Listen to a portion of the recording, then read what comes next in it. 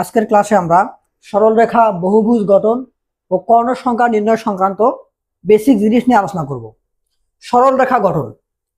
তো মনে করো তোমার কাছে তিনটা বিন্দু আছে যারা একই সরলরেখায় অবস্থিত নয়। এখন প্রশ্ন করা হলো এই তিনটা বিন্দু থেকে তুমি কয়টা সরলরেখা তৈরি করতে পারবা। একটা সরলরেখা পেতে হলে অবশ্যই যে কোনো দুইটা বিন্দু লাগবে। এই দুটো বিন্দুকে আমি যোগ করে দিলেই আমি একটা সরলরেখা পাবো। তাহলে সরলরেখা নির্ণয় সংক্রান্ত অঙ্কের ক্ষেত্রে যদি n সংখ্যক বিন্দু থাকে, তো n সংখ্যক বিন্দু যারা সমরেখ নয় এরকম বিন্দু থেকে সরলরেখা পাওয়া যাবে NC2 এতটা। NC2 n সংখ্যক বিন্দু থেকে আমি দুইটা বিন্দু যত উপায়ে বাছাই করতে পারবো, আমার সরলরেখার সংখ্যা হবে ঠিক ততটা। তাহলে এই তিনটা বিন্দু থেকে আমি সরলরেখা পাবো 3C2 এতটা। তাহলে আমরা মাথায় রাখবো যে এটা হলো সরল রেখার সংখ্যা।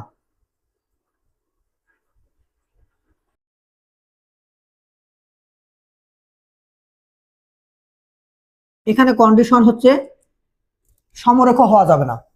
এখন আসি বহুভুজ গঠন। বহুভুজ হতে পারে ত্রিভুজ, চতুর্ভুজ, পঞ্চভুজ। মনে করো তোমার কাছে পাঁচটা বিন্দু আছে, এই পাঁচটা বিন্দু সমরেখ নয়। এই পাঁচটা বিন্দু থেকে তুমি একটা ত্রিভুজ কত উপায়ে গঠন করতে পারো। একটা ত্রিভুজ পাওয়ার জন্য আমার তিনটা বিন্দু লাগবে। তাহলে এই পাঁচটা বিন্দু থেকে আমি তিনটা বিন্দু যত উপায়ে বেছে নিতে পারবো ঠিক ততটা ত্রিভুজ পাবো। তাহলে এটাই আমার ত্রিভুজ সংখ্যা।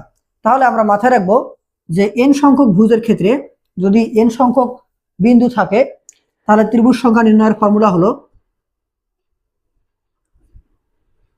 ত্রিভুজ সংখ্যা, এটা হবে NC3 এতটা। যদি আমাকে চতুর্ভুজ বের করতে বলে তাহলে চতুর্ভুজ সংখ্যা হবে n সংখ্যক বিন্দু থেকে আমি চারটা বিন্দুকে যত উপায়ে বেছে নিতে পারবো। পঞ্চভুজ হবে পঞ্চভুজ সংখ্যা, n সংখ্যক বিন্দু থেকে আমি পাঁচটা বিন্দুকে যত উপায়ে বেছে নিতে পারবো। সব ক্ষেত্রে কন্ডিশন হচ্ছে এই বিন্দুগুলো সমরেখ হওয়া যাবে না, সমরেখ নয় এমন বিন্দু।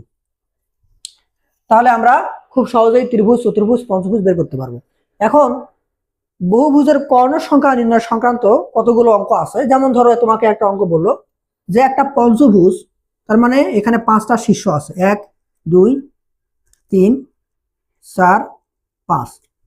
এই যে পঞ্চভুজ, এখানে পাঁচটা বিন্দু আছে। প্রশ্ন করা হলো যে পঞ্চভুজের কর্ণ সংখ্যা বের করো।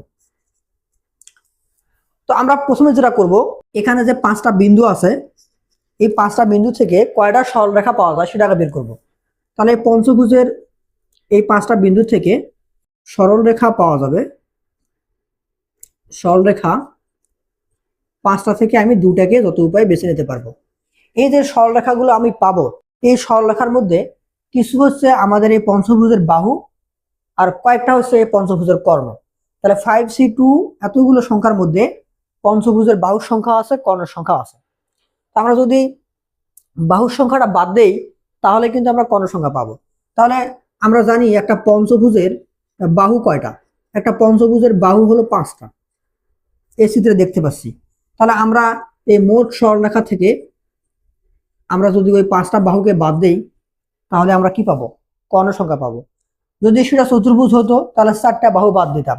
তাহলে আমরা বলতে পারবো যে n সংখ্যক ভুজের কর্ণ সংখ্যা নির্ণয়। কর্ণ সংখ্যা,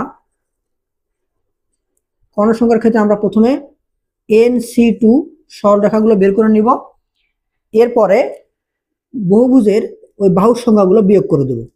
তাহলে NC2 - n, এটা হলো যে কোনো বহুভুজের কর্ণ সংখ্যা নির্ণয়ের সূত্র। এটা দিয়ে আমরা খুব সহজেই কর্ণ সংখ্যা বের করতে পারবো।